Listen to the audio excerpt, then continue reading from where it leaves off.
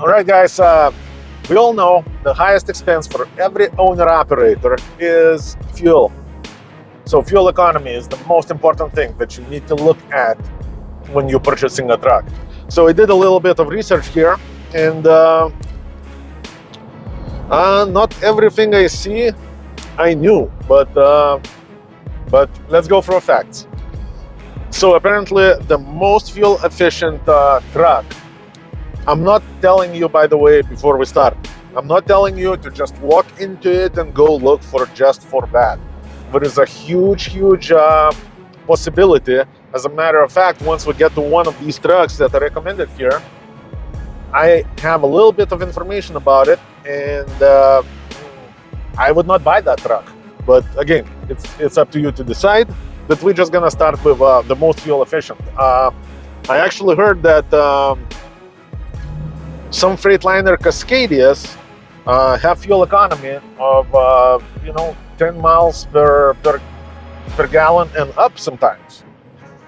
And here we go. That the research confirms that. So freightliner Cascadia Evolution with a DD15 engine, DT12 automatic transmission, fuel efficiency over 10 miles per gallon. I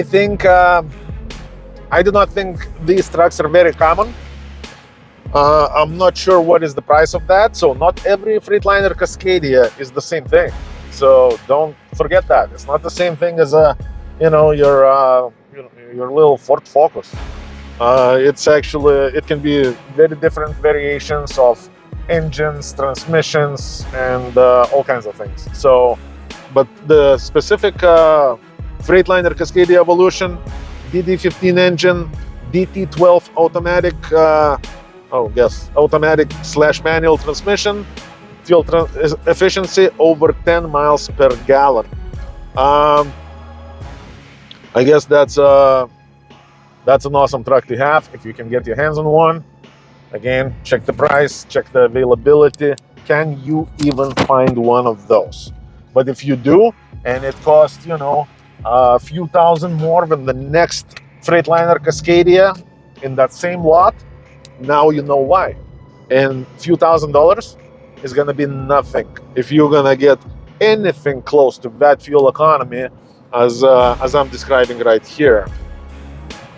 Then second, that's going to be a big surprise, and that also going to come with some negatives. Kenworth T680 Advantage engine, Packard MX-13, transmission,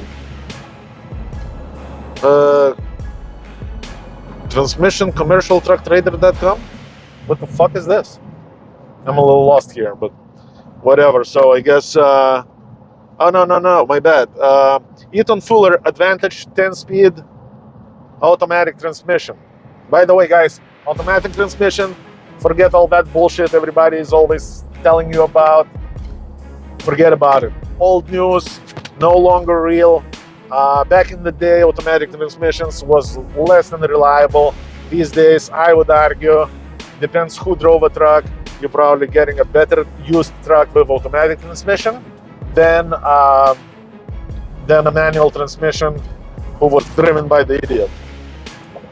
All right, let's carry on. So fuel efficiency of this truck is approximately 9 miles per gallon. There is one major flaw. I've heard from my guys, again, the guys that are owner-operators. We've been owner-operators for, my crew has been in the trucking business, my generation guys. We all been in trucking over 20 years, so this is how much experience we bring to the table. I've heard a lot of negatives about Packard engines.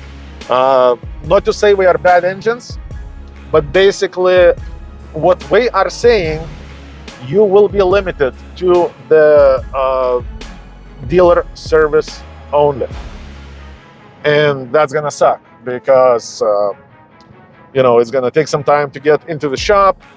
Then you're gonna obviously be paying dealer prices, and at the same time you will the benefits of that you're gonna get a dealer service, which I guess is a good thing.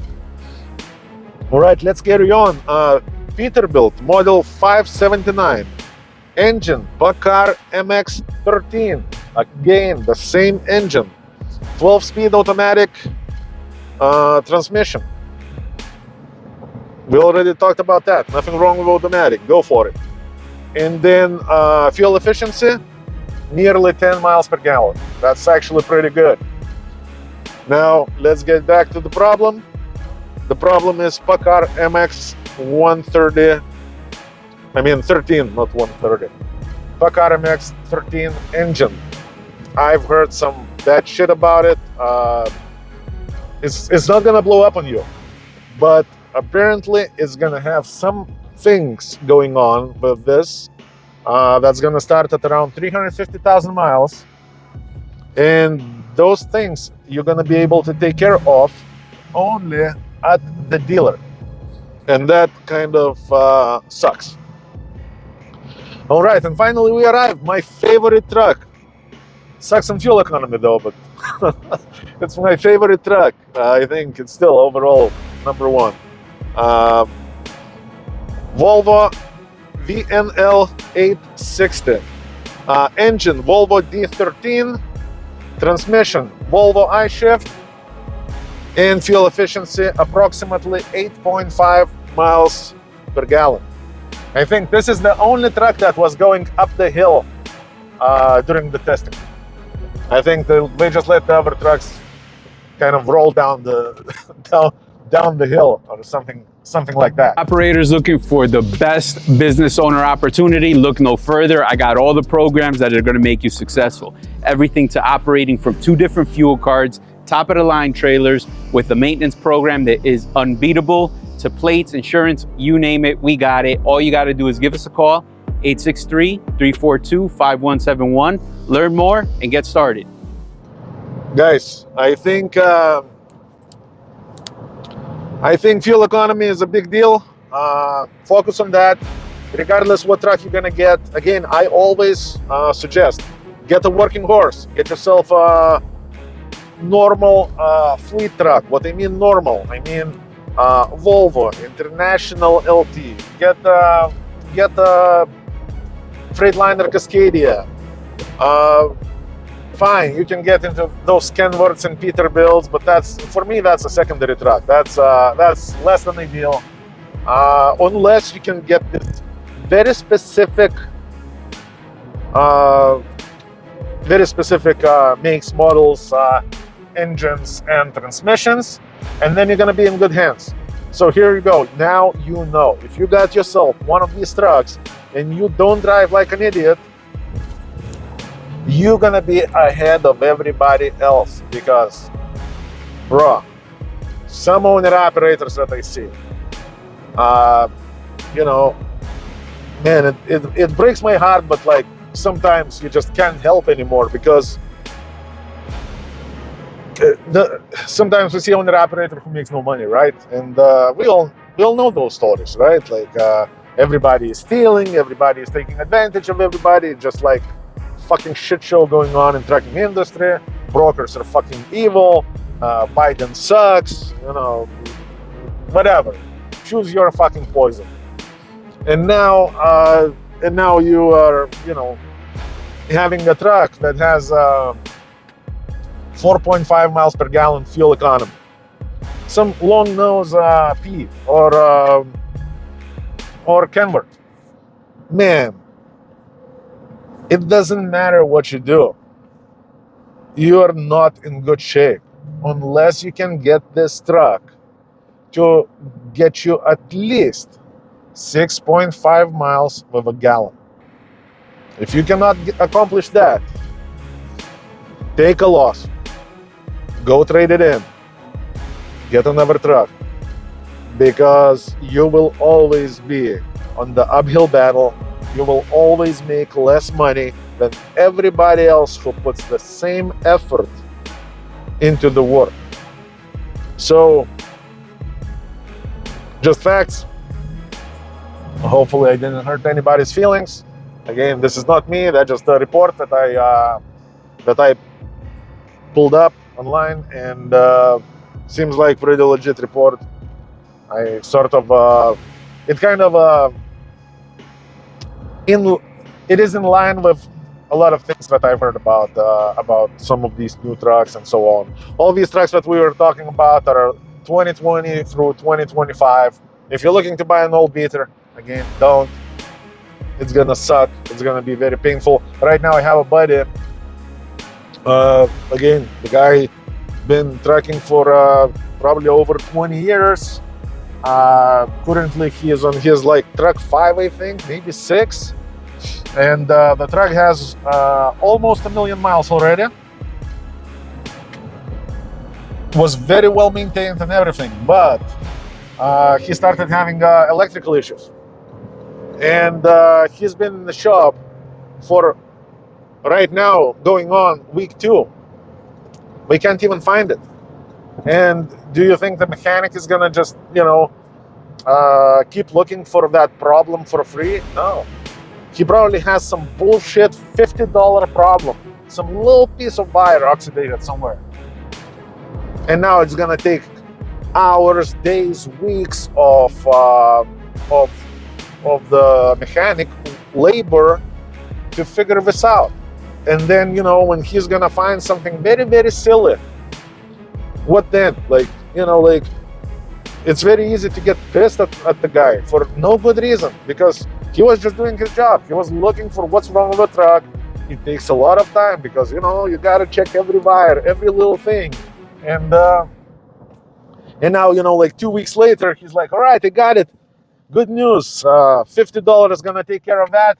But it's a freaking $4,000 bill for me to find this. Shit, that sucks. So stay away from old trucks. Get a new truck, or as new as you can. Get a workhorse. Watch out for fuel economy. Check the engine hours. Oh, by the way, somebody was asking, what's a good engine hours? And then I've spent a lot of times online to research that and kind of get a good idea. And everybody has their own opinion. So I would say, if you have let's say if you don't idle your truck, do the research. Run the truck that you're currently running with. Let's say your company truck. Run it for a week without idling, and see what is going to be your average speed per hour of idling. And then you're gonna know what truck is considered that has very little idling time. I would say through the day, through all the traffic jams, through all the little cities that you guys have to pass, with all the speed limits and everything, unless you're going West Coast and you're counting just a day where you're flying through Nebraska and Wyoming and maybe Utah, Nevada, it's gonna be different. But for the most part, your average truck running in the Southeast, Midwest, even if you're running all day, mostly highways, you're still gonna end up at about 45 miles per hour average speed. So 45 miles per hour, you take the number of hours, you take the mileage that you did, and you should come down to the number of about 45. So that should be a perfect truck with no excessive idling. So if we use that formula, then when you're buying a truck, get the engine hours and get the mileage.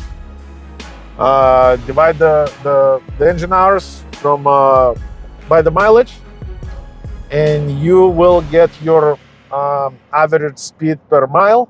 And if it's let's just say 40 and above, you got yourself a pretty decent truck with very little idle time.